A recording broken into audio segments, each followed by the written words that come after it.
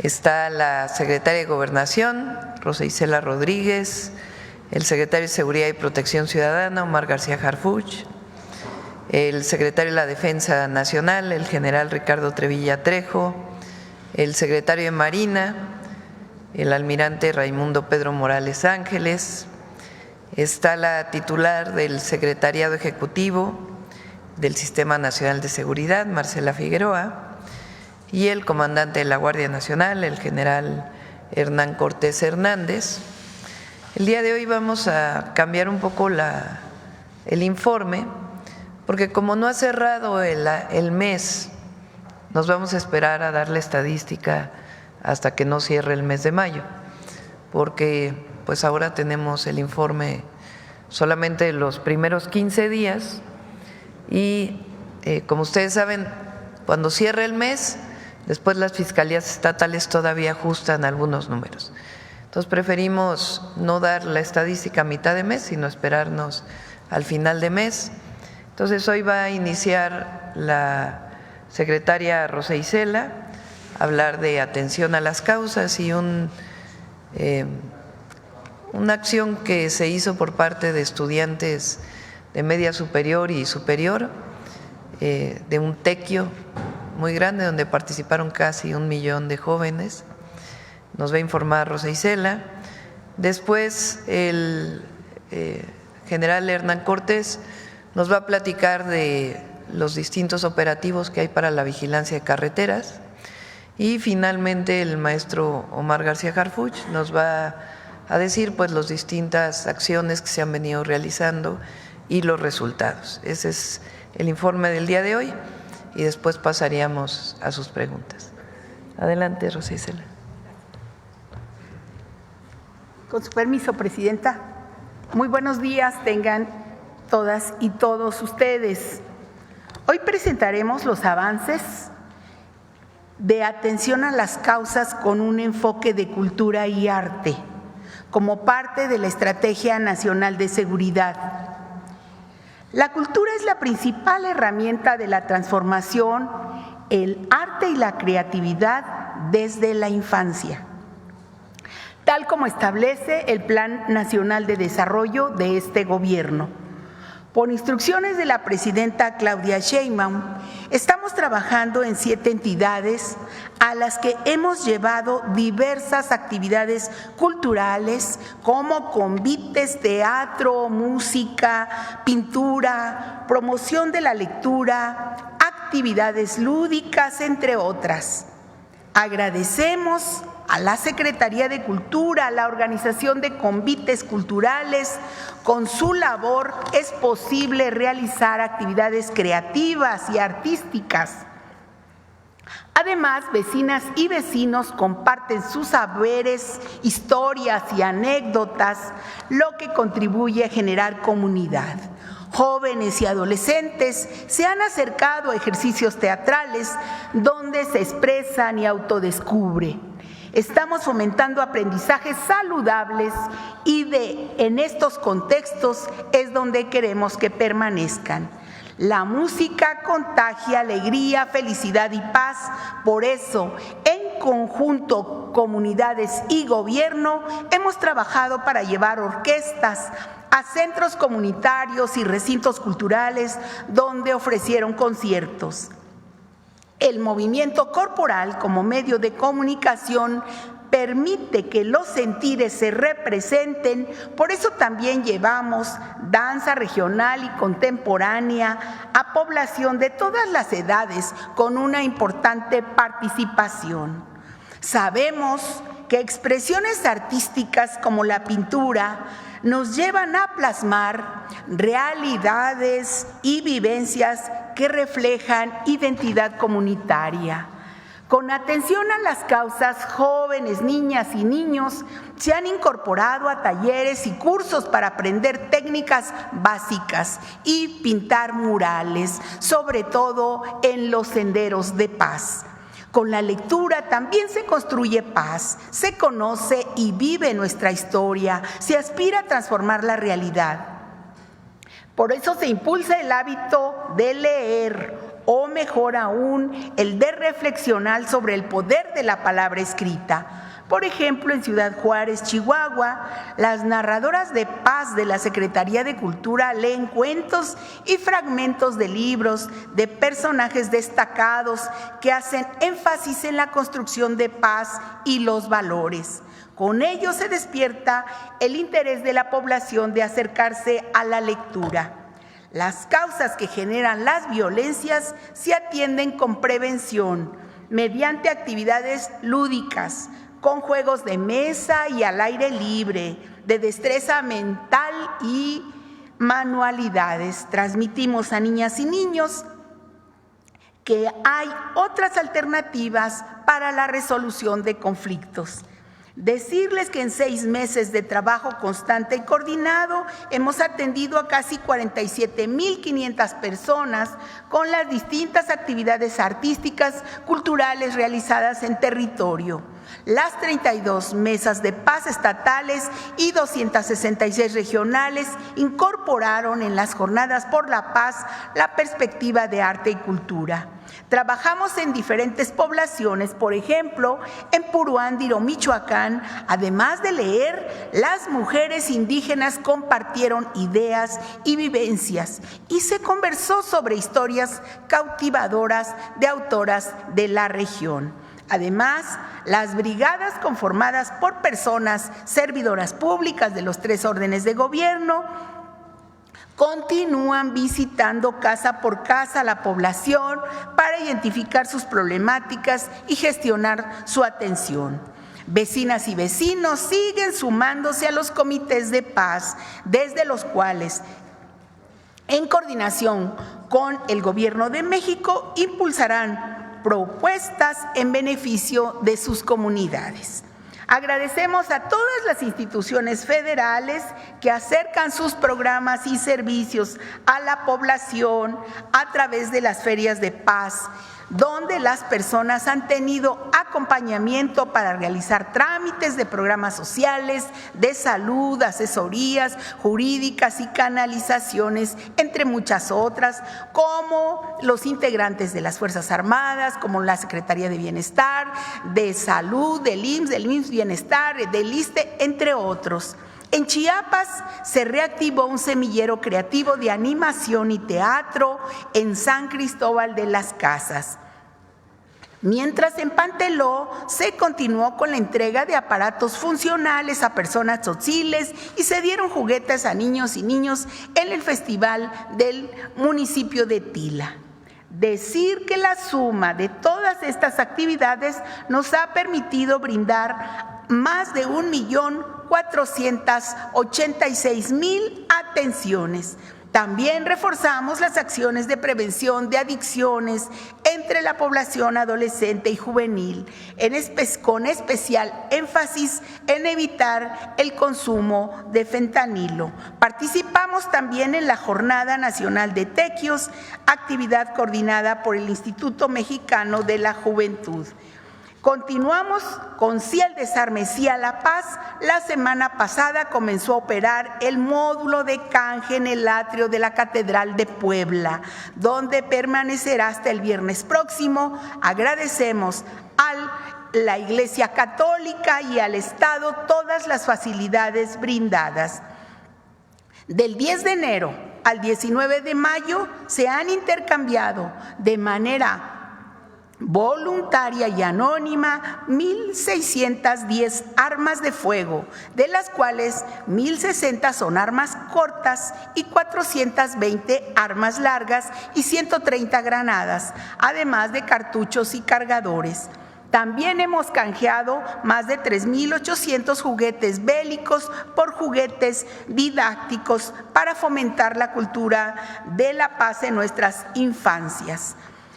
También nuestro reconocimiento a presidentes y presidentas municipales de Sonora por su participación en el Encuentro de Cultura Democrática y Fomento Cívico, donde además con la participación del gobernador entregamos banderas. Además, nos reunimos con líderes y asociaciones religiosas y escuchamos las problemáticas de sus comunidades.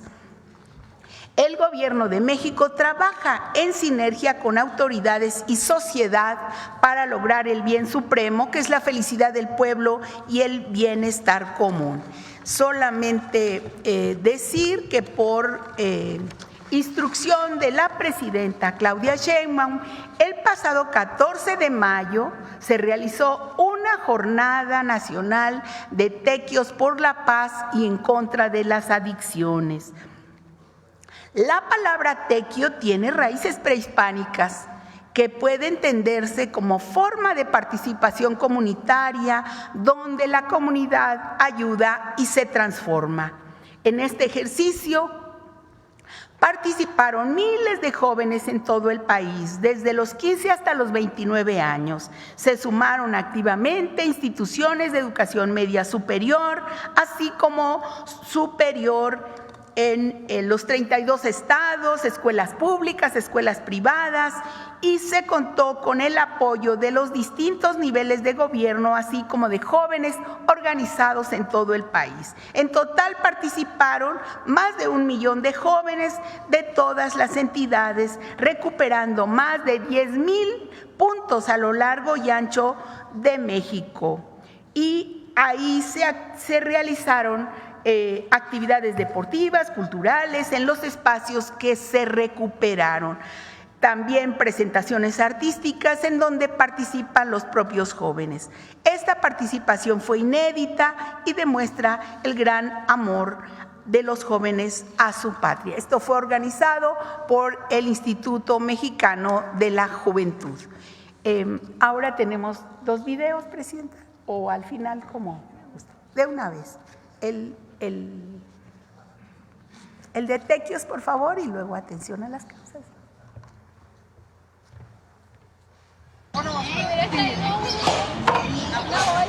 El 14 de mayo, México vivió un día histórico gracias a la Jornada Nacional de Tequios por la Paz y contra las Adicciones, en la que participaron 1.085.000 jóvenes de todo el país, transformando 10.552 espacios públicos en 1.126 municipios, desde el campo hasta la ciudad, en las playas y montañas.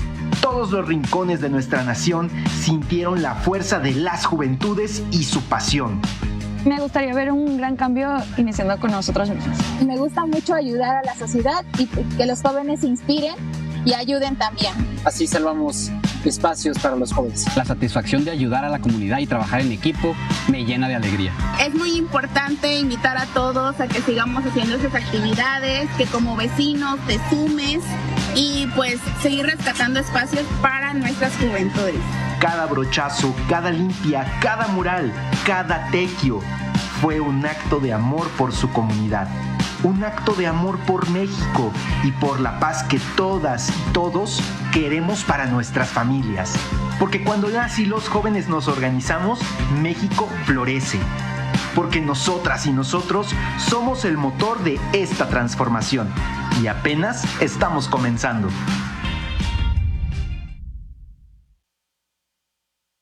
Gobierno de México.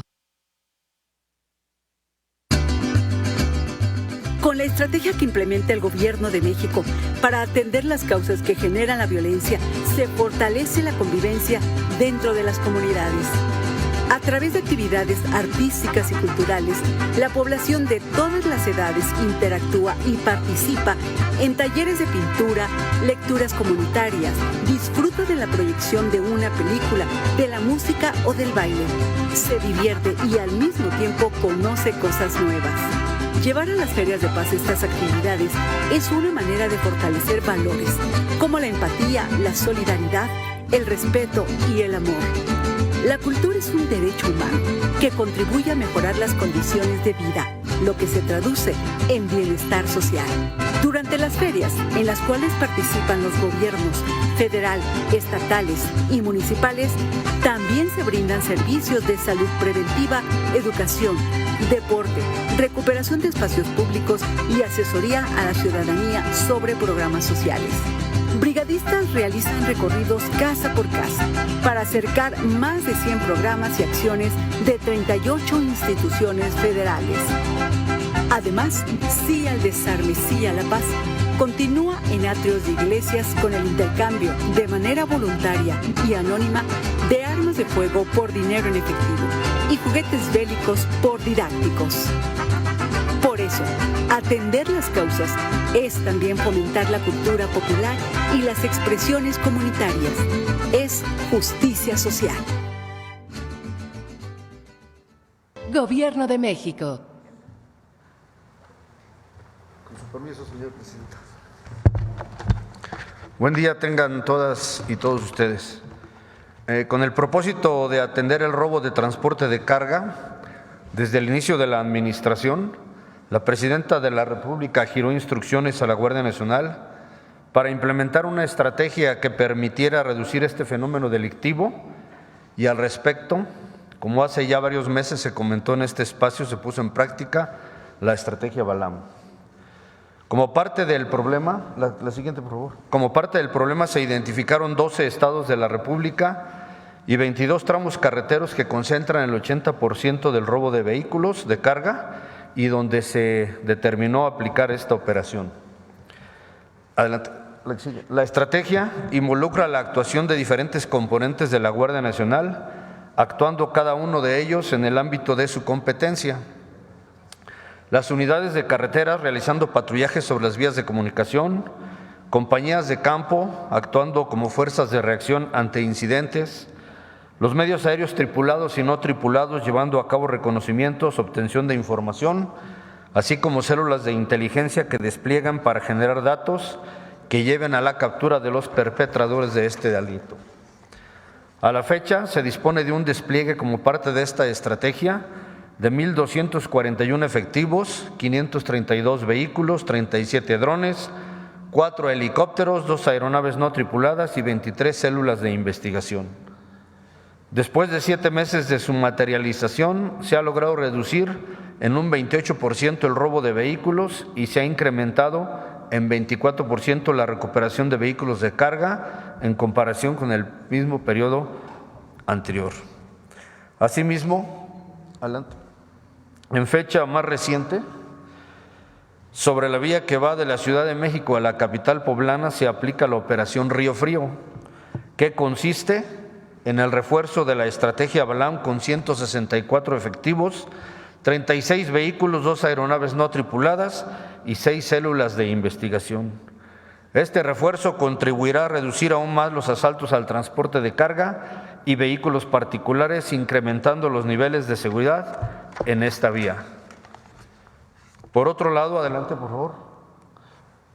Y como parte de las acciones para reactivar la economía en el puerto de Acapulco, la Guardia Nacional, a partir del 6 de mayo del 2025, desplegó sobre la costera y línea de playa al 52 Batallón de Protección al Turismo de la Guardia Nacional. Este batallón dispone, entre otros medios, de 1,021 efectivos, 160 vehículos de diferentes características, 6 lanchas Zodiac y 2 binomios canófilos. El personal de la Guardia Nacional, desde esa fecha, realiza actividades de proximidad social en hoteles, centros comerciales y mercados, lleva a cabo patrullajes en playas, establece módulos de información, brinda seguridad a bordo de transporte público y realiza servicios de vigilancia a bases de taxis, proporcionando además atención médica de urgencias y salvavidas, entre otras muchas tareas. Desde su puesta en operación, adelante por favor, el Batallón de Protección al Turismo ha proporcionado, entre otros, los siguientes servicios. Diariamente se recorren 74 kilómetros en patrullamientos motorizados y a pie. Se ha brindado atención directa a un total de 1,837 turistas. Se han realizado patrullajes y puestos de vigilancia anfibios en funciones de seguridad pública con el empleo de lanchas Zodiac. Se brinda apoyo de seguridad estacionaria en 4 bases de taxis y urban para evitar extorsiones. Con estas y otras muchas acciones, la Guardia Nacional pone de manifiesto su firme compromiso de velar por la seguridad de los turistas y de sus bienes. Muchas gracias.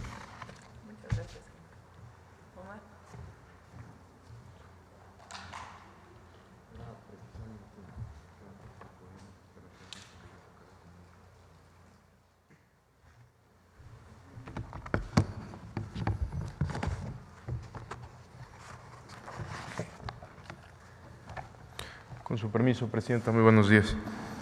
Hoy informaremos los avances de la Estrategia Nacional de Seguridad gracias al trabajo de las mujeres y los hombres que integran las instituciones del Gabinete de Seguridad.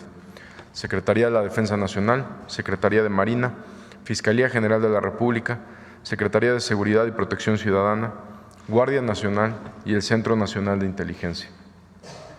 También agradecemos la importante colaboración de la Secretaría de Gobernación para las acciones de atención a las causas y de desarme voluntario.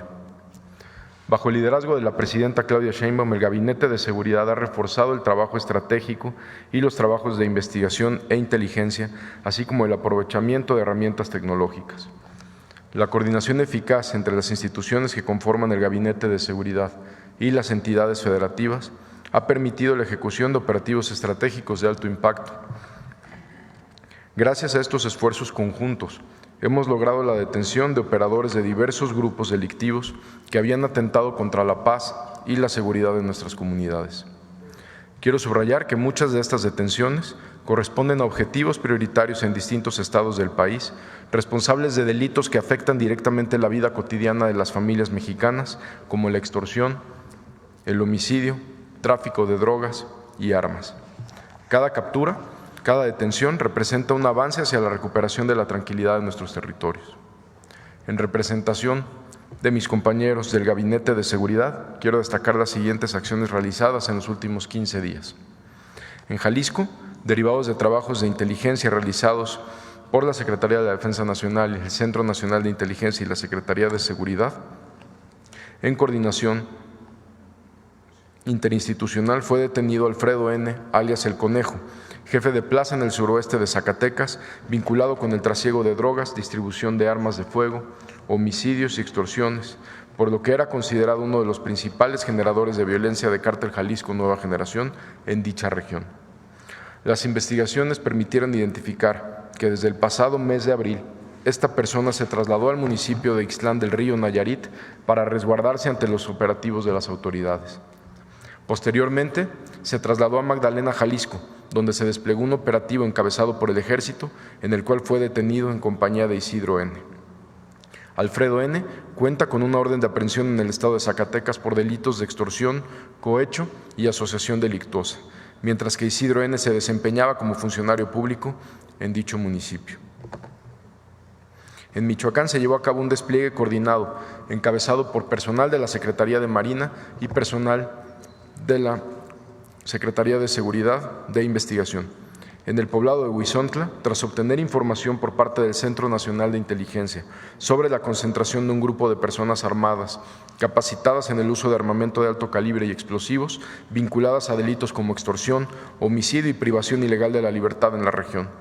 Como resultado de esta operación, fueron detenidas 9 personas de este grupo, conformado por ciudadanos mexicanos y extranjeros relacionados con el Cártel Jalisco Nueva Generación. Durante la detención, el personal naval fue objeto de una agresión directa, en la que 3 elementos de la Secretaría de Marina resultaron heridos y 12 agresores perdieron la vida. Al desarticular este grupo armado, responsable de extorsiones, homicidios y privación ilegal de la libertad, así como otros delitos de alto impacto en la región, logramos reducir de forma inmediata su capacidad de generar violencia y llevar justicia a las víctimas. Reconocemos el valor y compromiso del personal de la Secretaría de Marina que participó en esta intervención, que arriesgaron sus vidas para detener a estos generadores de violencia, quienes ya no podrán seguir dañando la tranquilidad de las familias michoacanas. En Costas de Guerrero, en una operación, se aseguraron 68 bultos con 1.364 kilogramos de cocaína, que se suman a las más de 37 toneladas incautadas por la Secretaría de Marina en alta mar en la presente administración. Este aseguramiento representa más de 2 millones de dosis de esta droga que no afectará a la salud de nuestros jóvenes. En diversas operaciones realizadas en el estado de Guanajuato, el Gabinete de Seguridad y autoridades estatales detuvieron a 9 integrantes del Cártel de Santa Rosa de Lima, entre ellos Agustín N., alias Logan, uno de los principales generadores de este grupo criminal, quien administraba venta de droga en bares, entre otros delitos. En esta acción se aseguraron armas largas, cortas, diversas dosis de droga y vehículos. A continuación, quisiera señalar algunos resultados obtenidos del 1 de octubre del 2024 al 18 de mayo del 2025, en los meses que van en la administración de la presidenta Claudia Sheinbaum. En este periodo han sido detenidas 21.411 personas por delitos de alto impacto. Se han asegurado 157 toneladas de droga, incluyendo cerca de 1,5 toneladas y más de 2.300.000 pastillas de fentanilo. Se han asegurado más de 11.000 armas de fuego y se han inhabilitado más de 915 laboratorios clandestinos y áreas de concentración para la elaboración de metanfetaminas a cargo de la Secretaría de la Defensa Nacional y de la Secretaría de Marina. Este número de laboratorios y áreas de concentración destruidos es un número sin precedentes. Esto representa una afectación económica de miles de millones de pesos para los grupos delictivos, los cuales ya no podrán utilizar para incrementar sus operaciones. Asimismo, tras la implementación de la Operación Frontera Norte, por instrucciones de la presidenta Claudia Sheinbaum desde el 5 de febrero, tenemos los siguientes resultados. Han sido detenidas más de 3.400 personas, se han asegurado casi 3.000 armas de fuego, 500,000 de cartuchos y más de 14.000 cargadores. Se han asegurado 32 toneladas de droga, incluyendo más de 1 millón de pastillas de fentanilo. Por ejemplo, en Baja California, el Gabinete de Seguridad y autoridades locales ejecutaron una orden de cateo donde se aseguraron 3 vehículos, 76 kilos de cocaína, 3 kilos y más de 23,000 pastillas de fentanilo. También en Baja California, en la carretera San Luis-Río Colorado, elementos de la Agencia de Investigación Criminal de la Fiscalía General de la República y el Gabinete de Seguridad detuvieron a 2 personas que transportaban 300 kilos de metanfetamina ocultos en la estructura metálica de un tractocamión con placas de circulación del estado de Arizona. En Nuevo León, con trabajos de inteligencia militar, elementos de la Secretaría de la Defensa Nacional y de Fuerza Civil de Nuevo León detuvieron a 4 personas, entre ellas a Jorge Luis N., alias 35, objetivo prioritario, afín al Cártel del Noreste, el cual operaba actividades delictivas en diversos municipios de la entidad. En Angostura, Sinaloa, tras 2 enfrentamientos con el Ejército, detuvieron a 8 personas del grupo delictivo y 2 elementos del Ejército resultaron heridos.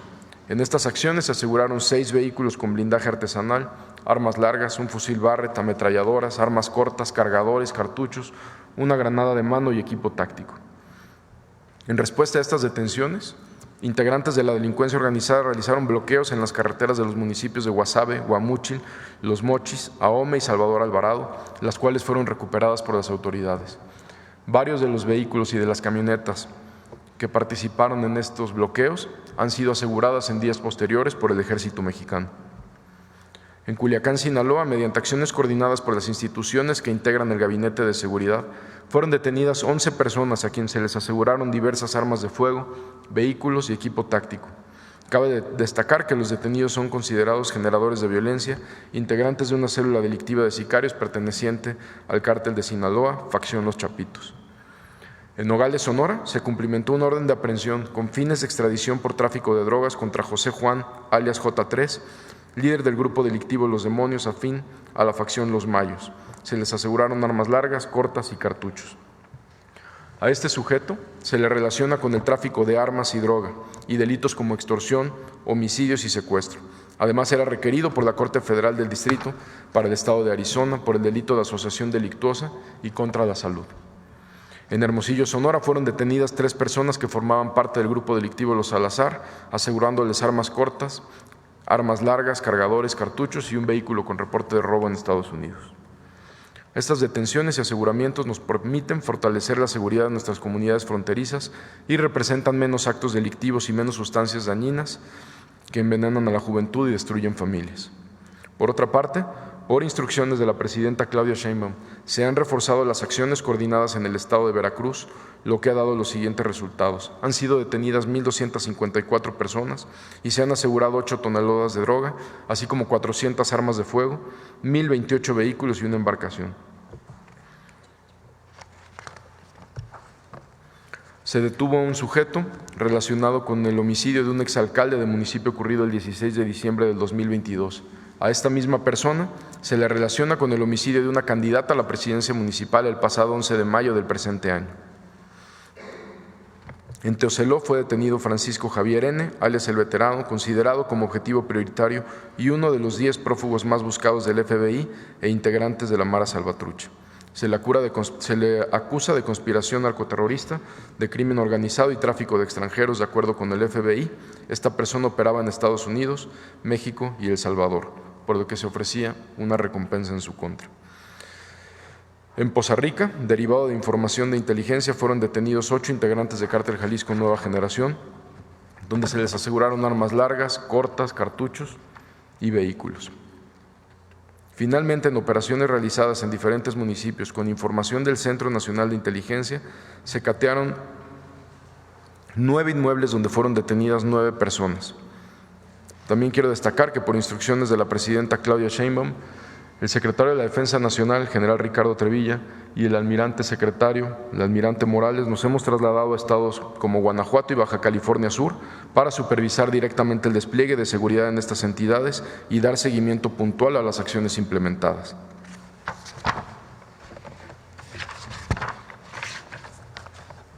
Muchas gracias.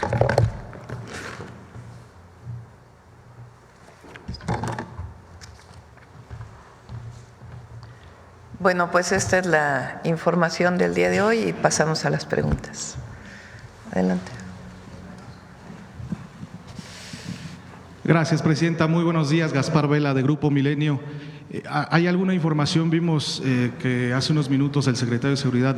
Sí, estamos confirmando una información y en unos 10, 15 minutos que se confirme, se las damos a todos. Ok, muchas gracias, Presidenta. ¿Nos puede compartir cuáles fueron los principales temas de la reunión que tuvo el día de ayer con el embajador de Estados Unidos en México, el nuevo embajador? Sí, cómo no. Bueno, ayer entregamos cartas credenciales a varios embajadores. Al final se le entregamos al embajador de Estados Unidos. Vino con su esposa, lo recibimos, les enseñamos el Palacio Nacional. Fue una reunión muy cordial. Hablamos de la importancia de la relación México-Estados Unidos, Estados Unidos-México, y de tener comunicación permanente. Entonces hablamos de algunos temas que tienen que ver con los temas que nos ha tenido nuestro tiempo en los últimos meses, el tema comercial, el tema de migración, el tema de seguridad, y cómo hay una muy buena coordinación y queremos mantener esta coordinación, esta colaboración. Fue muy respetuoso en reconocimiento del trabajo que ha hecho el gabinete del Gobierno de México y creo que va a ser una muy buena relación entre el embajador y el gobierno. ¿En el tema de seguridad tocaron algún tema en específico, Presidenta? En general. Por ejemplo, ¿recuerdan la reunión que hubo en Washington a la que se trasladaron el Gabinete de Seguridad y el Gabinete de Seguridad del Gobierno de los Estados Unidos, incluido el secretario del Departamento de Estado? La idea es que pueda haber otra reunión, incluso en México. Los invitamos a que en esta ocasión puedan venir a México a tener la reunión aquí en nuestro país. Lo que se firmó en aquella ocasión, cómo le damos seguimiento, nada en particular nuevo, sino más bien cómo le damos seguimiento al trabajo que hemos venido desarrollando. Le toqué el tema del impuesto a las remesas, que no estábamos de acuerdo. Le expliqué que, por cierto, el día de hoy va un grupo de senadores a reunirse con legisladores de Estados Unidos para explicarles nuestras razones de por qué no es una buena idea gravar las remesas, y planteó que en lo que él pudiera ayudar, pues que por supuesto tanto en la comunicación con el gobierno de Estados Unidos como con los legisladores de Estados Unidos. ¿Cómo percibió la actitud del nuevo embajador? Muy bien, de mucha respeto, reconocimiento al trabajo que hemos estado desarrollando y de reconocimiento de la relación que tenemos entre ambos países. Fue una buena reunión. Ok, Presidenta. Me gustaría preguntarle al secretario de Marina, más allá de que todavía no hay informes públicos acerca de lo ocurrido este fin de semana en Nueva York, ¿qué papel jugó el remolcador, secretario, precisamente en estos hechos del fin de semana? Sí, por supuesto.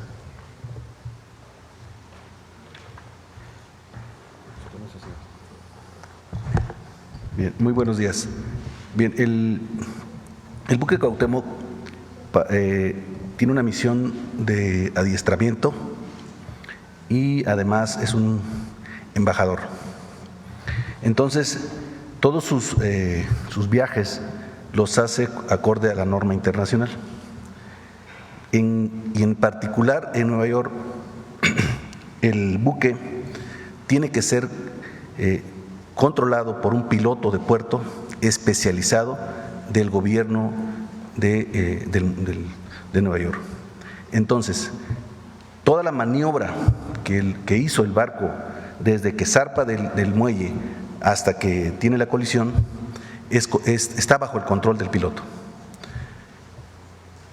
¿Quién decide cómo se hace la maniobra y con qué medios se va a ayudar? Es precisamente el piloto de puerto. Por eso, ahorita no podemos especular si usó el piloto adecuadamente los medios. Lo que sí podemos decir es que dispuso de poco tiempo para hacerlo. ¿Por qué? Porque la distancia de donde estaba atracado el buque al puente era muy corta. Entonces, el piloto hace lo que considera necesario para maniobrar con seguridad el buque. En el caso del accidente, la Agencia de Seguridad del Transporte de los Estados Unidos, la Guardia Costera, los ajustadores de los seguros van a determinar cuáles fueron las causas y cuáles son las responsabilidades. El piloto entonces sí tuvo tiempo para alertar antes, secretario. No podemos definirlo en este momento. Tuvieron entre 80 y 90 segundos para poder reaccionar. Entonces no podemos decir, hay que analizar si ese tiempo fue suficiente de acuerdo a las condiciones de viento, corriente y distancias. ¿Alguna fecha, secretario, para tener algún informe preliminar de parte de la Secretaría de Marina? Nosotros estamos en coordinación con las autoridades de los Estados Unidos. Pensamos, de acuerdo con la Junta de Seguridad del Transporte de Estados Unidos, al menos necesitamos 30 días para tener una información preliminar. Muchas gracias, secretario. Gracias. Sí. Aquí lo importante también es mencionar cómo se ha tratado a los elementos. Desde el momento en que nosotros tuvimos conocimiento de la situación, yo inmediatamente le informé a la señora presidenta de la situación y emitimos una serie de comunicados para mantener informada a la sociedad y sobre todo a la familia de los cadetes que eran los que iban a bordo. Todo el tiempo el gobierno del municipio, el alcalde de Nueva York nos ayudó para que los heridos fueran trasladados a los hospitales. Solamente tuvimos 4 heridos de gravedad, de los cuales desafortunadamente 2 perdieron la vida. 2 de los heridos aún se encuentran en Nueva York, sus familiares están viajando para estar con ellos, están bien, no peligra su vida y probablemente mañana los den de alta. Los 2 que fallecieron, desafortunadamente los trasladamos ayer mismo a México, se fueron recibidos en Veracruz, se les hizo un homenaje en la Heroica Escuela Naval Militar, para un homenaje póstumo con sus familias y les fueron entregados sus cuerpos. Ya están sus familiares haciendo los funerales de sus familiares. Muchas gracias, secretario. Finalmente, presidenta, si me permite preguntarle al fiscal general de la República si el gobierno de los Estados Unidos ha informado a la Fiscalía General de la República alguna novedad sobre la situación legal de Ovidio Guzmán López.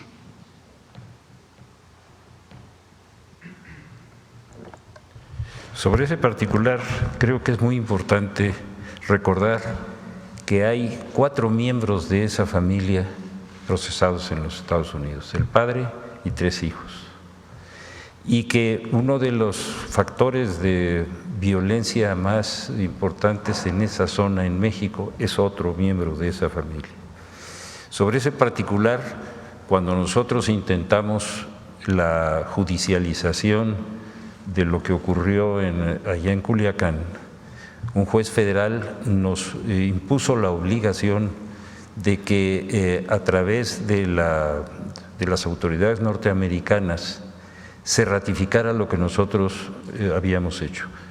No estamos de acuerdo y lo hicimos público, hicimos la solicitud y en respuesta a lo que usted me está preguntando, sigo esperando la respuesta. Respecto a esta entrega de 17 familiares de Ovidio Guzmán López, ¿le ha informado algo el gobierno de los Estados Unidos a la Fiscalía General? Déjeme decirle, primero, coloquialmente y así se conoce el hecho de cuando alguien se entrega a una autoridad es porque existe un procedimiento.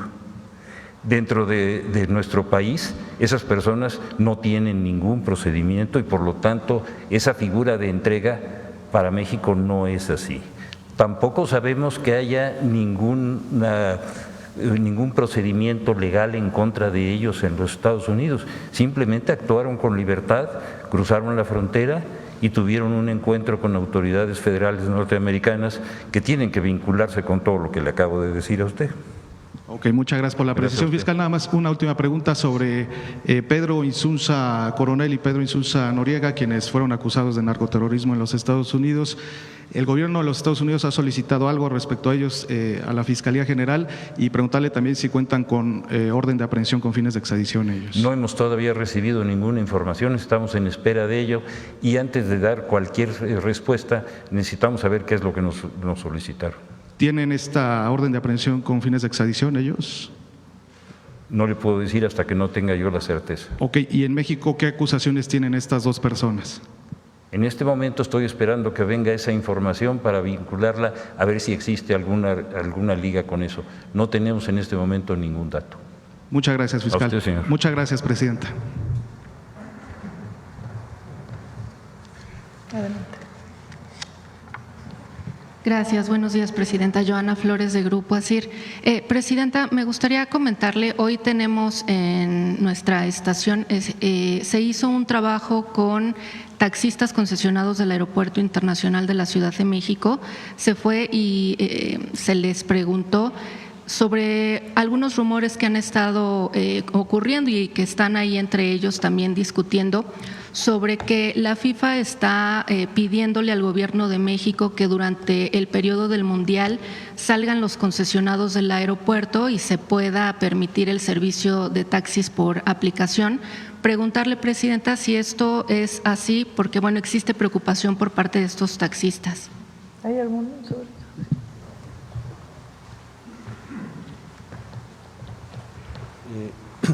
En el tema del aeropuerto se está revisando con la Secretaría de Comunicación y Transportes la mejor forma de dar el servicio en el Mundial.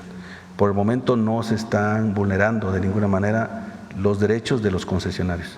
Se está dialogando con ellos, hay algunos que tienen algunas deudas y algunos permisos vencidos, pero se está dialogando con ellos para llegar a una convivencia adecuada que permita garantizar el transporte seguro de los que vengan al Mundial. Es decir, entonces, ¿sí habría esta posibilidad de que durante el Mundial entren taxistas por aplicación? Todavía no se define, lo tiene que definir Comunicaciones y Transportes. Ok, y en este caso, bueno, no sé, ¿tendría que haber alguna modificación a la ley o solamente se autorizaría? Todavía se está evaluando, todavía no tenemos una definición al respecto, pero sí se está evaluando para que los taxistas concesionados den el servicio adecuado a los que vienen al Mundial y si fuera necesario dar otro tipo de servicios. Ok, y ya nada más, bueno, ayer comentaban a nuestro medio que tenían esta preocupación porque ellos confían en que el periodo del Mundial pues ellos puedan tener una muy buena derrama y esta posibilidad les preocupa. ¿Hay algún acercamiento ya por parte de ustedes con estas empresas? Sí, se tiene diálogo permanente con ellos. Lo que no vamos a hacer es afectarles sus concesiones. Ok, muchas gracias. Normalmente, quien lleva la relación es la Secretaría de Infraestructura, Comunicaciones y Transportes, la Subsecretaría de Transportes, donde está la arquitecta Tania Carro.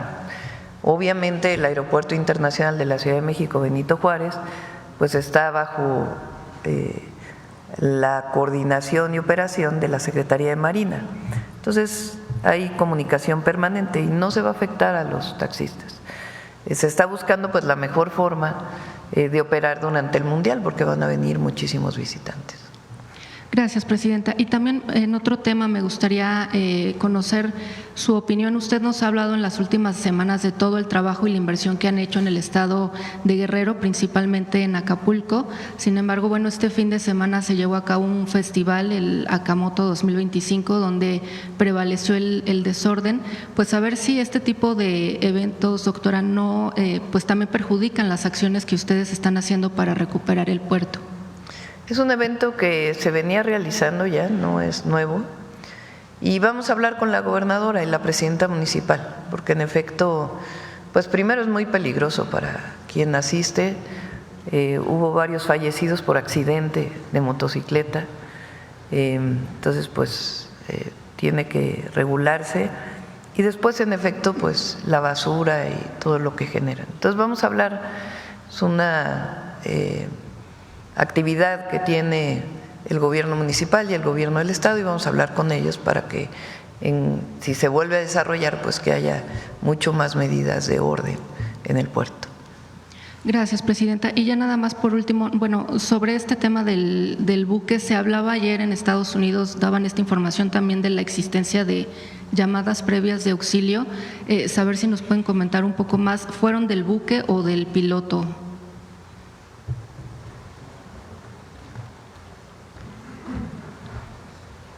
Por procedimiento, cuando se tiene una emergencia, existen los protocolos de comunicación portuaria y se manda la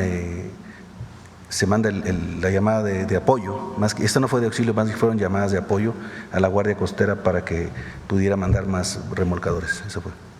Okay. Muchas gracias. Es importante decir que por haber ocurrido en el puerto de Nueva York, pues quien hace la investigación son las autoridades de Estados Unidos, obviamente con la colaboración y la cooperación de la Secretaría de Marina y de la aseguradora que tiene asegurado el barco. Entonces hay que esperar a que se haga toda la investigación, 30 días, lo mencionaron ayer las autoridades de Estados Unidos, para saber exactamente cuáles fueron las causas. Y a todos estos expertos que ahora hay sobre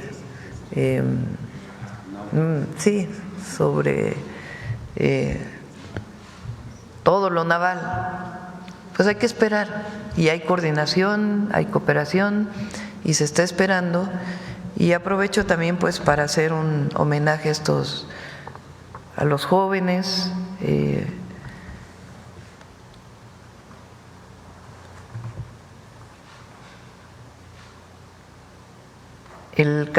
la cadete América Yamilet Sánchez Hernández, nuestro apoyo, solidaridad y cariño a su familia.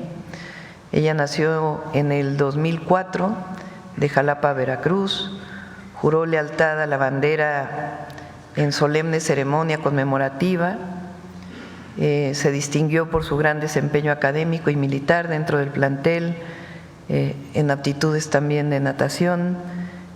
Derivado de este gran desempeño académico, se le designó subjefa del grupo del tercer año del Cuerpo General C.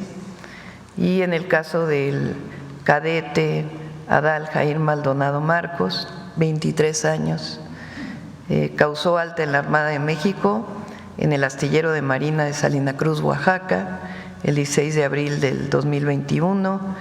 Su dedicación también lo llevó a participar en el crucero de instrucción tricontinental en 2024. Durante esa misión destacó al obtener el primer lugar en la prestigiosa competencia náutica Tea Party Boston 2024, lo que le valió una mención honorífica en enero de 2025. Nuestro cariño y solidaridad a sus familiares y por supuesto a la Marina Armada de México. Gracias, presidente.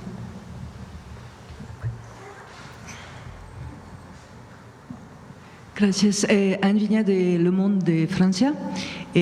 Hace un mes hubo una propuesta de ley en Francia que fue hecha por la izquierda francesa, la France Insoumise, para devolver a México 2 códices que están en Francia. Quería saber si el gobierno mexicano apoya esa iniciativa. Sí, por supuesto.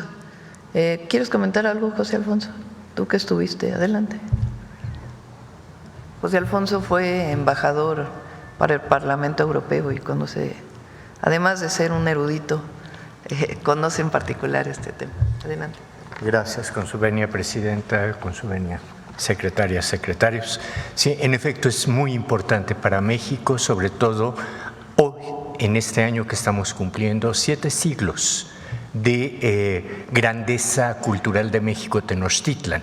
lo que el grupo de legisladores Sophie Chicrou, Arnaud Legal, Nachet Abamgoli, Rodrigo Arenas, Hidar Bourmeti y Perceval Galliard, junto con Stéphane Blut, están dando respuesta a, una petición de México que data del siglo XIX, cuando el Códice Borbónico, que es muy importante para la historia de México porque tiene los calendarios lunar y solar y el proceso del uso para el calendario adivinatorio, regresase, ya que se llevó en 1826, y la Constitución mexicana de 1824, en su artículo 50, fracción primera, ya prohibía expresamente la salida de estos bienes culturales de territorio nacional. La segunda petición se hace en 1982, es una promoción de don Miguel León Portilla en su momento. Durante la visita de la doctora Gutiérrez Müller en 2020, se hace la entrega de una carta que envía el presidente de la República solicitando la restitución y, muy importante también, en el 2024, la Asamblea de la Nación Ñañú, integrada por el Frente de Defensa de Cultura Ancestral de nuestros pueblos, insiste en la restitución porque en este códice vienen también todas las fórmulas para el Fuego Nuevo que se conmemorará en 2027. El segundo códice es mucho de gran interés para México, es el Códice Azcatitlán, en donde se narra desde la salida de Aztlán hasta prácticamente finales del siglo XVI, es decir, después de la conquista, y se reconocen a los gobernadores indígenas de los 4 barrios conquistados por los españoles. Es cuanto, Presidenta. Gracias. En otro tema, quería hablarle de derechos humanos y de periodismo. Salió el libro de Ricardo Rafael sobre el caso Wallace y también hay un libro sobre el caso de Israel Vallarta que se llama El Teatro del Engaño, que salió hace 2-3 años.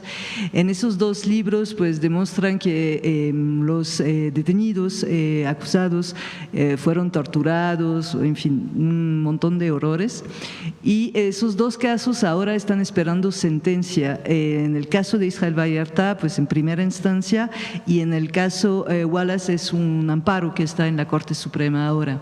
Dado que hay la reforma judicial, esas sentencias pues no se sabe si las van a dar tanto los ministros como la juez antes de finales de agosto. Parece que tienen tiempo hasta finales de agosto.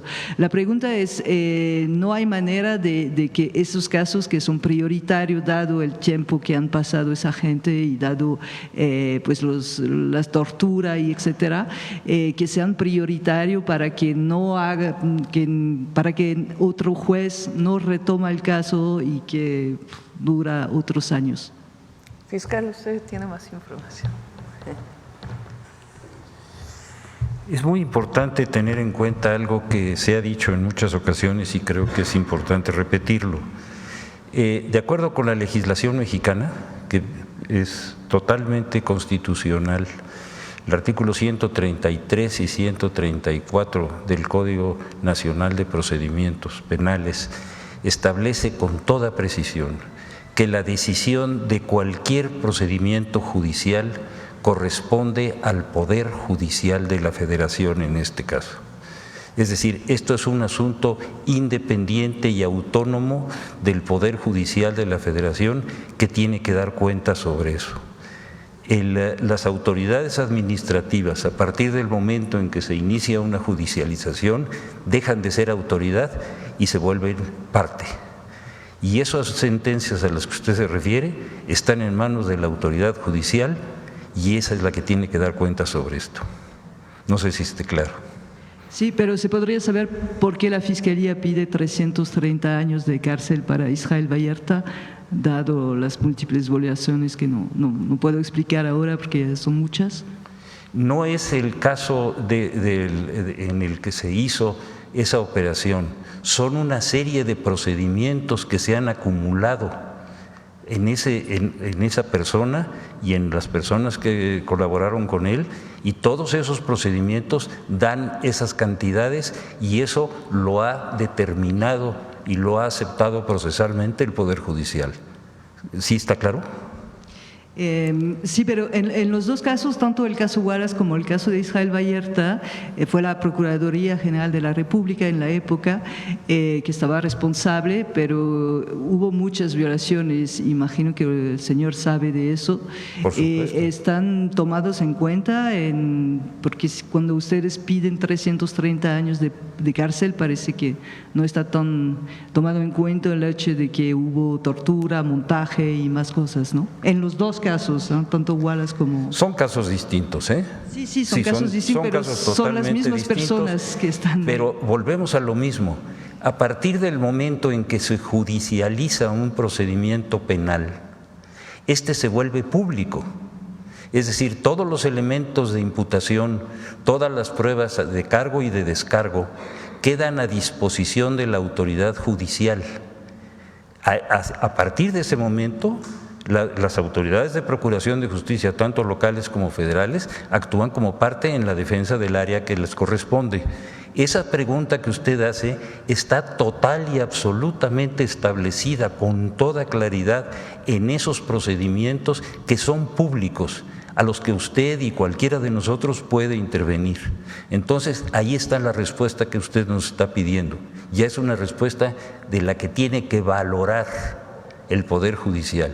Y también la ley señala con toda precisión que en todos los juicios de carácter penal, tanto locales como federales, el juez tiene que valorar una por una y calificar una por una de las pruebas aceptadas. De esas pruebas a las que usted se refiere, el Poder Judicial ya hizo su valoración y están en el expediente. Sí, pero cuando la investigación está tan mal hecha, ¿qué podemos hacer? Porque en los dos casos se comprueba que la investigación fue muy mal hecha. Yo creo que no me estoy explicando con claridad. Todos quienes tengan alguna razón para descalificar o para presentar cualquier aspecto de las pruebas que están en el Poder Judicial tienen el derecho de hacerlo. Usted me está haciendo una pregunta que se le debe hacer al Poder Judicial. Ok, gracias. Gracias a usted. Bueno, entonces no se puede hacer nada para que los jueces dan sentencia antes de finales de agosto. Hay tiempos procesales que no los determinamos nosotros, sino los determina la ley. Para poder definir la Corte pues su última instancia, que es la última instancia. Entonces habría que revisar si en este caso los tiempos procesales ya es el último momento, agosto, o puede posponerse, pero depende de la Corte. Es decir, la presidenta no puede pedirle a la Corte que posponga una resolución que pues que está por ley definida. Entonces vamos a revisar de todas maneras los tiempos procesales para poder informar con más detalle. Okay, porque el amparo en la Corte está desde 2022 y pues está por terminar su periodo, ¿no? Por eso. Sí, pero no es algo que determine la presidenta, sino son las leyes, los tiempos procesales y el propio Poder Judicial. Pero de todas maneras, lo que podemos hacer nosotros es revisar si en efecto se están cumpliendo los tiempos procesales. Gracias. Adelante. Gracias, Arturo Pavón, del Chapucero y Efecto Colateral. Pues aprovechando que está aquí el secretario de Seguridad, preguntarle cuál sería la relevancia que se ha logrado a través de estos 7 meses de trabajo arduo, en que pues han sido 10.962 armas incautadas y más de 21,000 personas detenidas.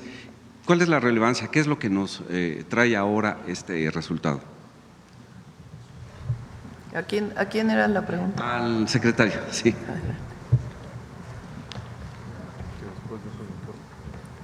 Bueno, primero, el resultado pues es un resultado principalmente del cuarto eje que la presidenta Claudia Sheinbaum desde campaña dijo, que es la coordinación. La coordinación tan estrecha que hoy tenemos las instituciones del Gabinete de Seguridad, pues permite este tipo de aseguramientos y de detenciones. Obviamente también en gran parte colaboran también varias entidades federativas, se hacen operativos entre la Secretaría de la Defensa Nacional, Secretaría de Marina, Centro Nacional de Inteligencia y con muchos estados, fiscalías y policías estatales, como lo hemos mencionado aquí. Y pues lo que quiere decir son 11,000 armas fuera de las calles, pues son 11,000 armas que no van a lastimar o lesionar a ciudadanos mexicanos. Igual los laboratorios que ha asegurado la Secretaría de la Defensa Nacional, la Secretaría de Marina, que hoy dimos como resultado que van 915, pues son miles de millones de pesos que dejan de entrar a las organizaciones criminales que les sirven pues para reclutar jóvenes, comprar más armamentos, corromper autoridades y sobre todo la cantidad de dosis de droga que se deja de producir con estos laboratorios. Entonces, cada detención, más que una cifra fría de decir los cientos o miles de detenidos, pues quiere decir quitar generadores de violencia de las calles. Y como lo mencionamos hace unos minutos, todos los operativos o acciones que se hacen, si ustedes se fijan, no decimos la Secretaría de Seguridad hizo tal cosa o algo, porque siempre vamos en conjunto y hay acciones como las detenciones relevantes que se dieron esta semana, que fueron encabezadas por el Ejército, encabezadas por la Secretaría de Marina, pero siempre trabajando todos en coordinación con también, por supuesto, con la Fiscalía General de la República. Gracias, secretario. Aprovechando, perdón. Quisiera dar una información muy relevante. Por eso estábamos comunicándonos con el secretario. Teníamos información, pero fue ya confirmada. La jefa de gobierno, Clara Brugada, acaba de emitir una tarjeta informativa. El gobierno de la Ciudad de México informa que lamentablemente perdieron la vida durante una agresión directa la secretaria particular de la jefa de gobierno, Jimena Guzmán, y José Muñoz, asesor de la jefa de gobierno, en la calzada de Tlalpan y la calle Napoleón, en la colonia moderna de la alcaldía Benito Juárez. Personal de la Secretaría de Seguridad Ciudadana y la Fiscalía General de Justicia, ambas de la Ciudad de México, con apoyo del Gobierno de México. Desde el primer momento, Omar giró instrucciones para que tengan todo el apoyo del Centro Nacional de Inteligencia, de la Subsecretaría de Inteligencia de la Secretaría, por supuesto de la Secretaría de la Defensa y Marina, todo el apoyo que requiera la jefa de gobierno para la investigación y llegar al fondo de esta situación, que no hay impunidad.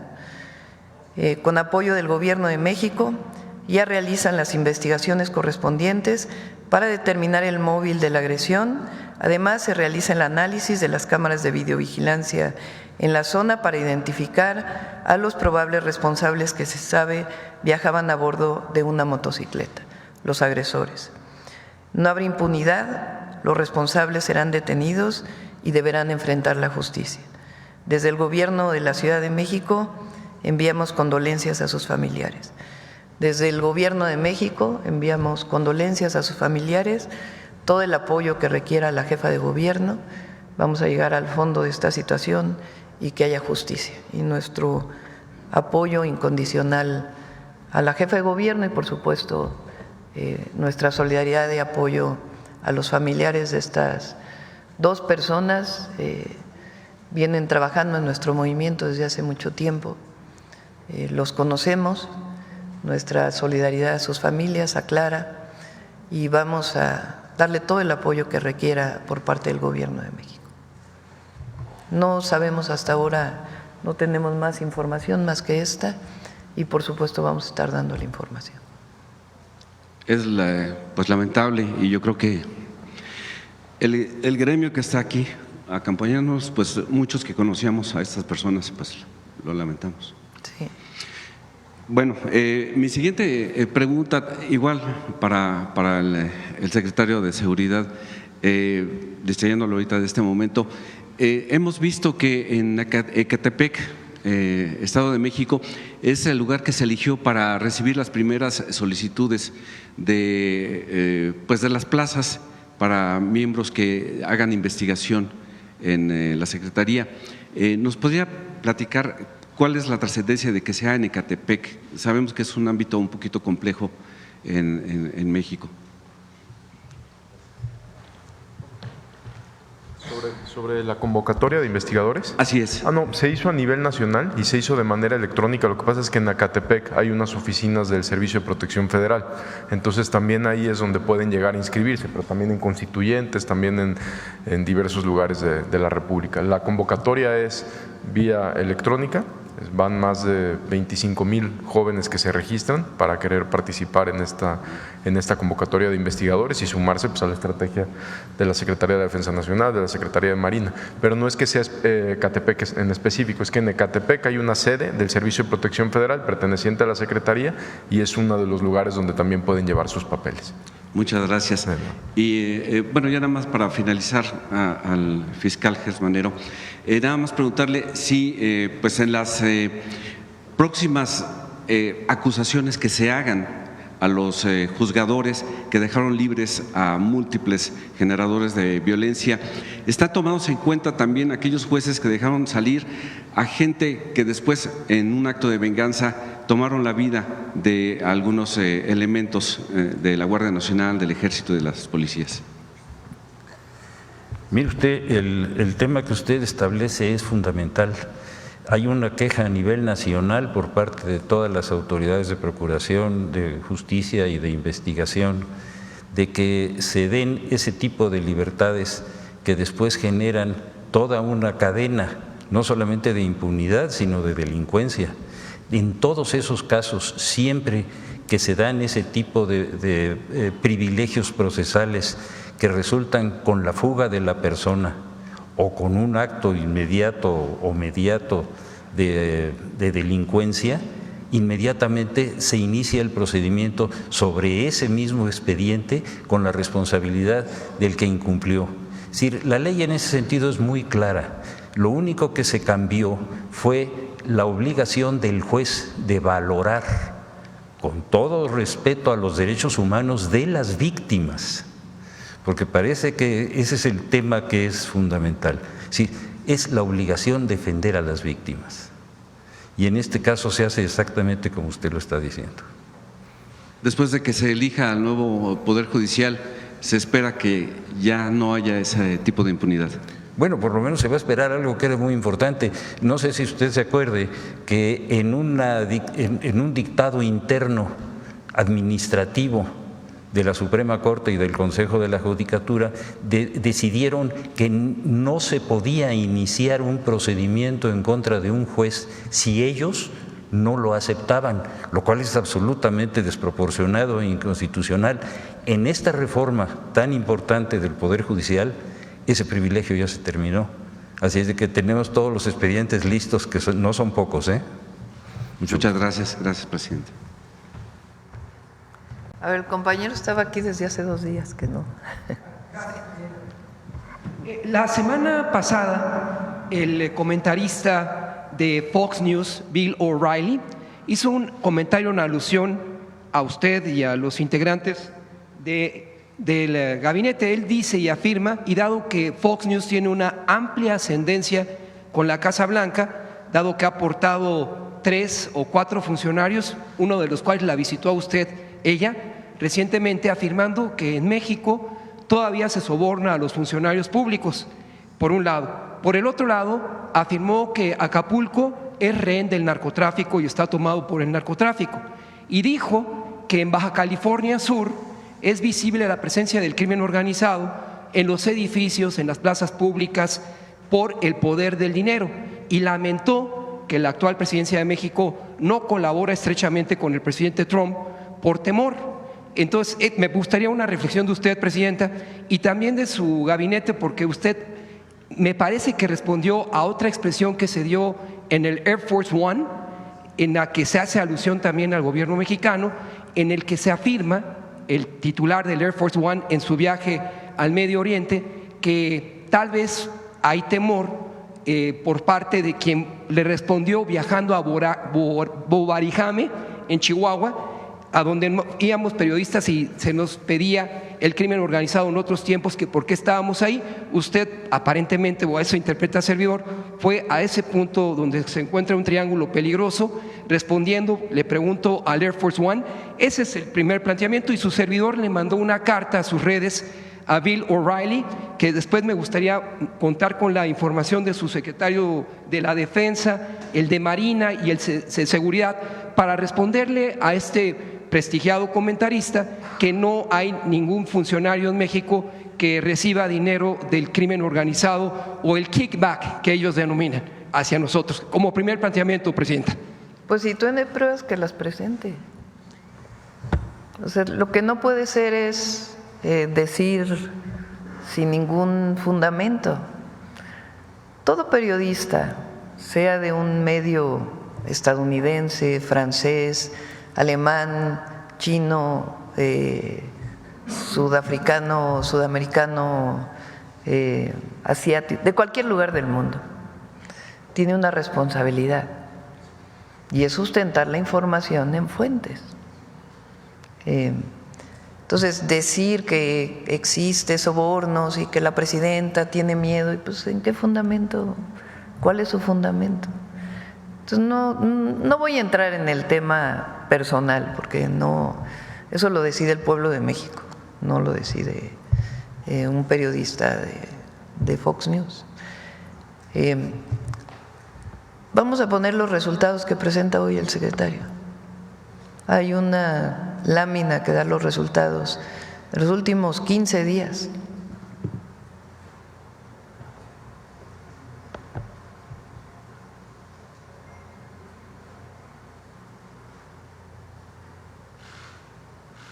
Bueno, este es desde el 1 de octubre y déjale. Del 1 de octubre al anterior.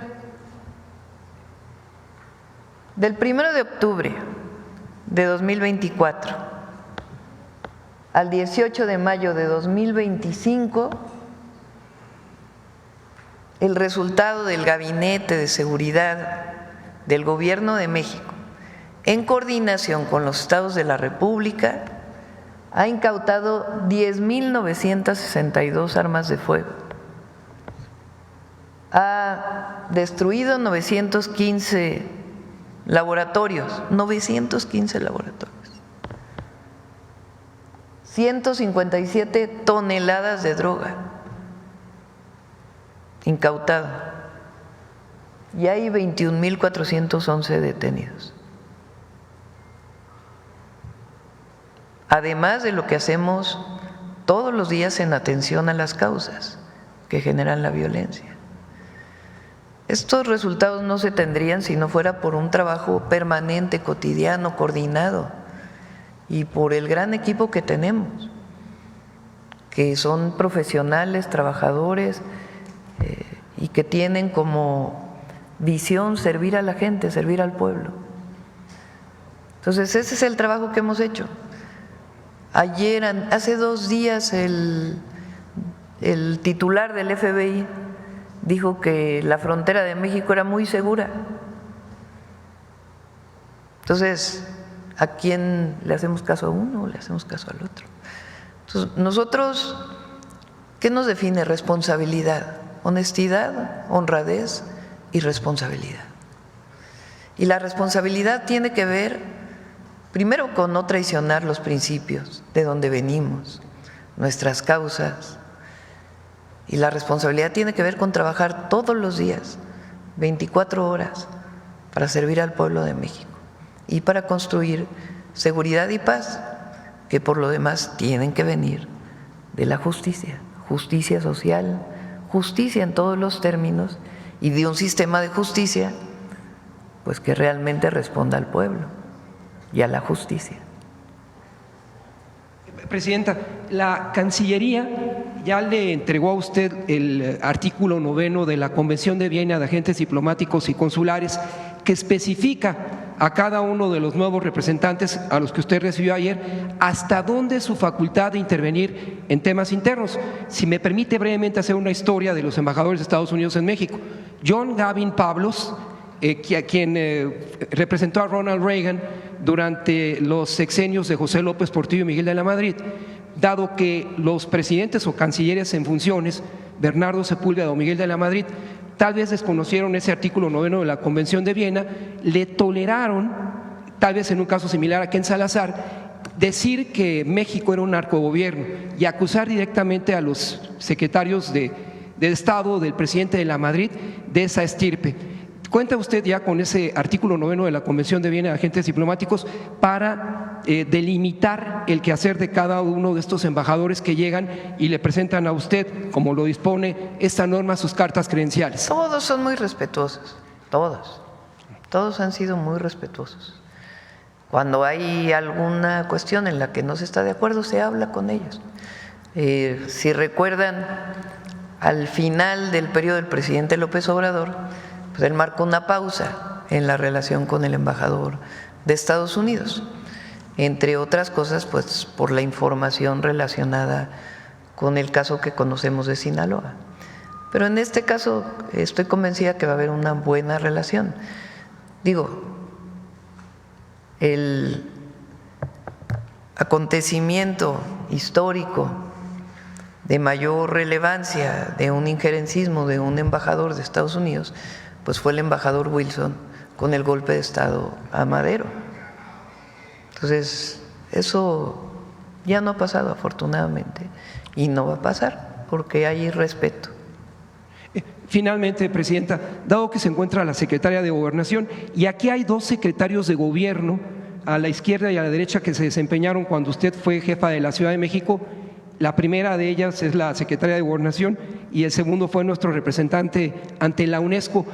Quisiera preguntarle, si usted lo considera, a la Secretaria de Gobernación, ¿hasta dónde se puede interpretar la laicidad del Estado mexicano con la reciente visita al Vaticano para invitar a Pío XIV para venir a México, siempre y cuando recordamos que esa reforma al 130 del presidente Salinas pues quebró el sentido liberal, juarista del gobierno mexicano, y que nos platique la primera secretaria de gobierno que tuvo usted en la Ciudad de México y el segundo secretario de gobierno, ¿qué impresión causa este atentado contra la jefa de la Ciudad de México a través de su secretario particular y colaboradores, si usted lo considera conveniente? No creo que sea necesario. A ver, la invitación al Papa es como jefe de Estado del Estado Vaticano y además, pues, ustedes saben que la gran población, la mayoría de la población en México es católica. Entonces es una invitación a que visite México y además en la visión que tiene el Papa de cercanía con los pobres, que es pues un legado también del Papa Francisco. Entonces en ese marco fue y en ese marco va la Secretaría de Gobernación, porque justamente la Secretaría de Gobernación se encarga de las relaciones con la Iglesia. Y en particular, pues Juan Ramón de la Fuente venía regresando de China, de un viaje a China, entonces fue la Secretaría de Gobernación. Sobre el tema de la ciudad me parece que hay que ser muy responsables, hay que hacer la investigación y a partir de la investigación se irá dando información. Por supuesto que es un hecho lamentable y vamos a darle todo el apoyo que requiera la jefa de gobierno. En este caso, nuestra solidaridad a las familias y la investigación que tenga que venir con todo el apoyo que requiera.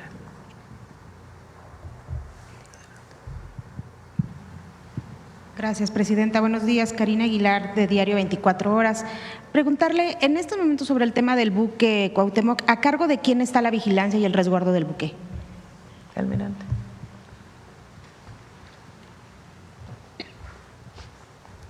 El buque se encuentra a resguardo de la Armada de México. Está la tripulación a bordo, el comandante, toda la tripulación está a bordo. ¿Cuántos? Todavía la tripulación está reducida porque se habían subido los cadetes, están como 117. Muchas gracias. ¿El resto de los cadetes son los que regresaron hace unos días? Se regresaron los cadetes y los de clases y marinería que estaban lastimados. Muchas gracias, almirante. También preguntarle, pues ya que están hablando de la invitación al Papa León, ¿qué les respondió en este breve encuentro? Entiendo fue muy breve el encuentro que tuvo con la secretaria Rosa Isela, pero si nos pudiera comentar un poco qué fue lo que le respondió el Papa, secretaria, por favor. Con su permiso, Presidenta. Pues fue muy breve, fueron 27 segundos según vi el video. Solamente lo saludé, le entregué la carta, dije que llevábamos una carta de parte de la presidenta con una invitación a venir a México, y él levantó los brazos y dijo, ¿cuándo? Y pues yo solamente sonreí y enseguida le mostré un regalo que yo llevaba y le dije que era una artesanía mexicana. ¿Qué era? Y sonrió, un grabado en plata de la Virgen de Guadalupe, y le dije que era algo de nosotros. Él sonrió, no me dijo más, y le di la mano para despedirme.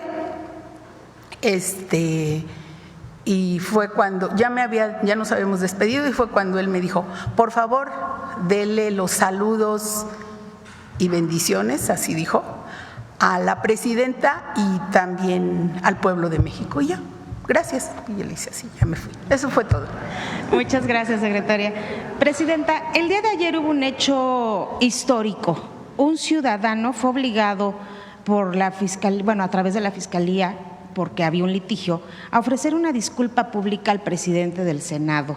¿Considera que los servidores públicos deben utilizar toda la fuerza de su cargo y su poder para denunciar penalmente a un ciudadano que lo increpó verbalmente en un aeropuerto, y después los ciudadanos son los que tienen que dar estas disculpas públicas, Presidenta?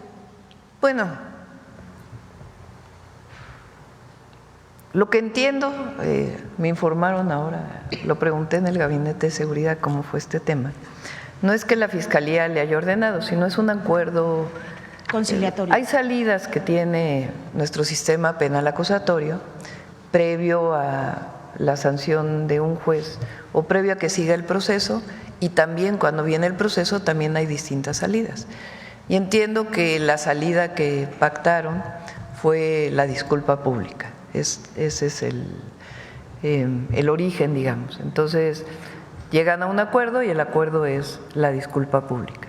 Hay que enterarse exactamente cómo fue. Yo, como ayer dije, es nada de odios, amor y paz.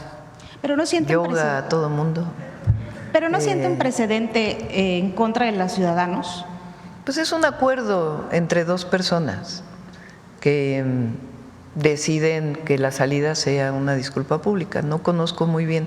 Yo creo que quien tiene que explicarlo es el senador Gerardo Fernández Noroña, cómo fue. Lo que entiendo es que hubo un acuerdo entre las dos personas para resolverlo. Yo creo que es decir, que ni hay agresiones, una persona puede decirle a otra lo que piensa. No, este es un país libre. Entiendo que fue más allá de las palabras y por eso se puso la denuncia. Pero tiene que explicarlo Gerardo y cómo fue que se dio esta disculpa. Yo lo que digo es, hay adversarios políticos, pueden no estar de acuerdo con el gobierno de México, hay todo el derecho para escribir en medios, para decir en redes, para decir personalmente no estoy de acuerdo con lo que está haciendo. Lo que hay que evitar pues es las groserías, que pueda llegar a ser física esta agresión, y buscar pues que sea un asunto de disputa política y que no se llegue a una situación así. Por eso digo, fuera odios, la política es amor también. Gracias, Presidenta. También hace un momento dieron a conocer el informe del tema carretero de robos. ¿Nos pudieran aclarar un poco en qué carreteras están encontrando el mayor número de robos a transporte? Y también preguntarle qué se está haciendo, porque se siguen viendo todos estos lugares donde se vende huachicol a pie de carretera en prácticamente todo el país. Ha habido muchos operativos para las cachimbas, les llaman, ¿no? En distintas carreteras está permanentemente. ¿Se quiere explicarlo el general, por favor? Sí, permiso. Sí, en relación con lo que se refiere a las cachimbas, principalmente este tipo de establecimientos se han localizado en lo que es la autopista de Querétaro a México, de Querétaro hacia San Luis Potosí, por ahí en esa vía principalmente, y también hay en la autopista que va de México a Puebla. Se han implementado una operación que nosotros le llamamos Paradero Seguro, y esa operación ha aportado resultados. Hasta el momento llevamos 133 cachimbas que se han desmantelado. Seguimos trabajando, tenemos efectivos desplegados de campo, tenemos personal que está realizando investigaciones y que con el apoyo de las fiscalías de los estados se ha llevado precisamente a cabo diferentes órdenes técnicas de investigación y se ha logrado la detención de diferentes personas involucradas en este ilícito, y por eso se ha llevado a cabo la desarticulación de las 133 cachimbas. ¿La desarticulación tiene que ser a través de una orden o pueden llegar con un operativo y quitarlas? Sí, normalmente lo que se hace es difícil que se sorprenda en flagrancia. Entonces lo que se hace es llevar una tarea de investigación, se coordina esto con la Fiscalía y a través de un trabajo coordinado con las instancias de seguridad pública de los estados donde se presenta este fenómeno, se lleva a cabo la orden técnica de investigación y se desmantela la cachimba. Así se hace. Muchas gracias. Gracias, presidente. Nancy. Gracias, presidenta. Buenos días a todas y a todos. Nancy Flores, de la revista Contralínea. Primero, presidenta, nuestra solidaridad con los familiares de los cadetes y también con los familiares de los 2 funcionarios del gobierno de la Ciudad de México. Por supuesto, es una tragedia, no solo solidaridad con los familiares, sino también con todos los funcionarios. Presidenta, en este tema de seguridad sabemos que uno de los factores que han estado atendiendo es el contrabando de combustible. En Contralínea, en 2021, publicamos un reportaje sobre familiares, la familia del exalcalde de Teuchitlán, este personaje, José Ascensión Murguía, quien hoy se encuentra preso, presuntamente vinculado al caso del Rancho Izaguirre. Estos familiares tenían una red de empresas, 210 se localizaron, que estaban vinculadas al contrabando de combustibles ligado al cártel Jalisco Nueva Generación. En ese contexto, preguntarle, presidenta, si como parte de estas acciones de seguridad se estarían ampliando las investigaciones también hacia otros posibles funcionarios que estuvieran involucrados en este contrabando de combustibles, también si las investigaciones tocan a redes dentro de la propia empresa Petróleos Mexicanos, porque hay 2 tipos de huachicol: el huachicol fiscal, que es estas importaciones que no se digamos que no se reportan a la autoridad como gasolinas, sino como otro tipo de digamos, proveeduría para no pagar impuestos, y también el tema, por supuesto, de la ordeña en los ductos de Petróleos Mexicanos. Preguntarle cómo van estas acciones para, de alguna manera ir atacando este problema. Sí, ¿quiere comentar algo de este caso y contesto después? Es muy importante lo que usted acaba de señalar, porque la información que se obtuvo de los medios nos llevó a establecer una línea de investigación de inteligencia que llevamos con el secretario García Harfuch, que demostró algo que es fundamental. El expresidente municipal de Teuchitlán, que está ya procesado y en la cárcel, sus 2 hermanos y su familia son los propietarios de todos los camiones que se utilizaron tanto en Tamaulipas como en Ensenada para mover esa droga. Y todo esto está vinculado finalmente con el cártel Jalisco Nueva Generación. Así que esa información periodística fue fundamental para nosotros. Esos 2 casos, tanto el de Tamaulipas como el de Baja California, son prioritarios para el Gabinete de Seguridad, y creemos que antes de que termine el mes de junio tengamos ya toda la cadena de responsabilidades que viene desde lo que se compró en los Estados Unidos hasta donde lo encontraron las Fuerzas Armadas mexicanas. Así que yo quiero expresar mi agradecimiento porque esa información fue fundamental para que nosotros pudiéramos armar un proyecto de seguridad que nos dio este resultado. Así es de que las ligas no se quedan nada más en un solo lugar, sino que recorren el país. Muchas gracias por eso. Ayer comenté, estamos trabajando en dos vías desde hace ya varios meses. Una es la administrativa. Ayer comentaba que la reforma energética del 2013 permitió la importación de combustible a privados. Antes solamente importaba Pemex, ahora ya hay privados que importan el combustible. Y al hacer las leyes secundarias no quedó claro la trazabilidad de quién era responsable de qué parte, de tal manera que se podía importar combustible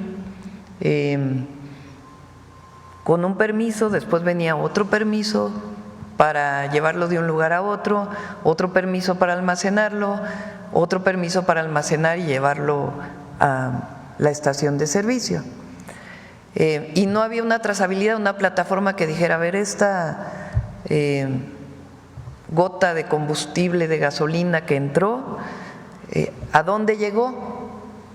Entonces, ahora ya tiene la Secretaría de Energía distintas atribuciones y ya está muy claro la trazabilidad para poder saber del permiso que entró hasta la estación de servicio, cuál es la trazabilidad de ese combustible y quiénes son los responsables.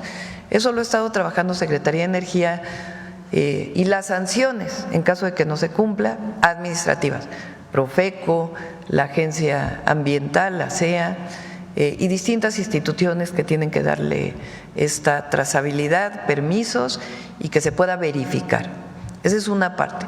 La otra pues ya es la de inteligencia e investigación, que lleva a abrir una carpeta de investigación y en eso se ha estado trabajando de manera muy importante, pues con mucha inteligencia e investigación.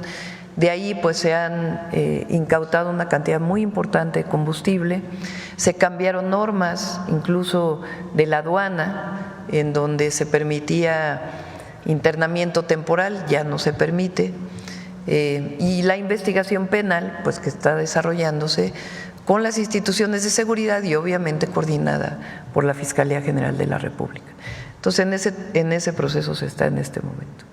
¿Y se revisarían casos de si hay algunos otros políticos involucrados? Sí, por supuesto. También en el caso de Pemex también hay investigaciones y también se está haciendo todo para que todos los medidores de todas las refinerías de Pemex pues puedan tener control a distancia, que pueda haber controles en la entrada y la salida que sean automáticos, que no tengan que ver con una persona que se los dé y que no sean manuales.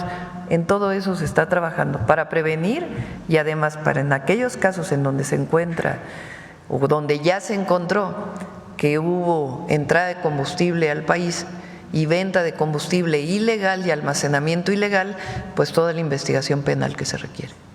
Presidenta, en otro tema, ante estos casos de COVID-19, en Contralínea hemos pues preguntado a los médicos qué pasa con el tema de la vacunación y lo que nos dicen es que hay un periodo en el cual es efectiva la vacuna de 2 años que ya se estaría perdiendo en la mayoría de la población y recomendarían estos médicos pues que se haga ya una nueva vacunación generalizada. Preguntarle en ese contexto si se ha avanzado algo en la vacuna patria, que es pues esta tecnología que se hizo el sexenio pasado y también otras tecnologías que se lograron en el sexenio del presidente López Obrador que tienen que ver con salud, por ejemplo los ventiladores que fueron muy útiles en la época de la pandemia y que además tienen esta sofisticación de que se calibran solos, el caso del cardiógrafo, el monitor fetal, los concentradores de oxígeno, entre otras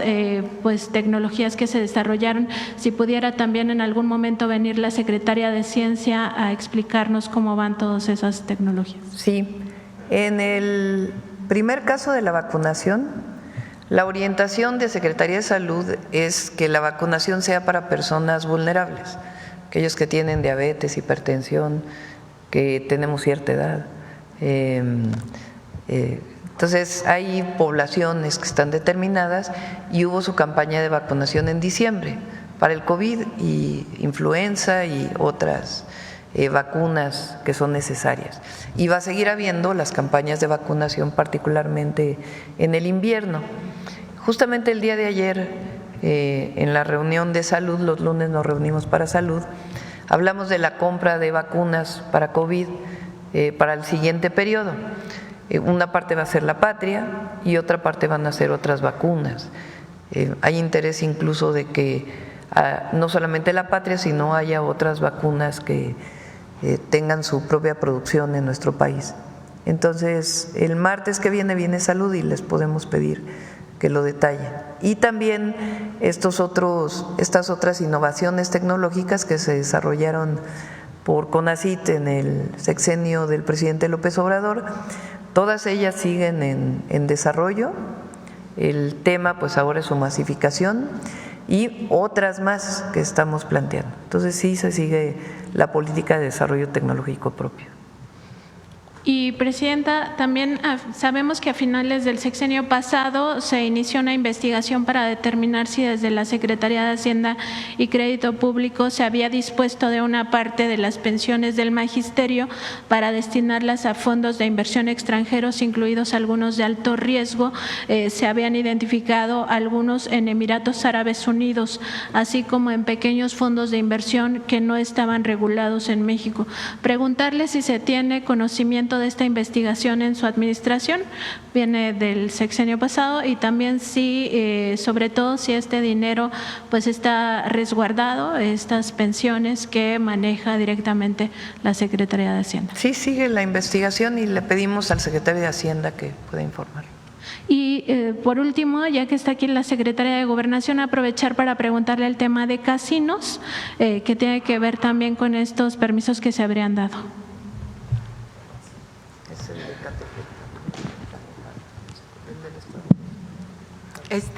Sí, muchas gracias. Con permiso, Presidenta. Está en análisis, viendo exactamente, ¿se refiere al de Naucalpan? Son varios permisos de casinos que se habrían dado a fines del sexenio pasado y que muchos de ellos son en realidad como una renovación de las licencias. Sí. Primero quiero decir que en esta administración no se ha dado absolutamente ningún permiso, nuevo permiso.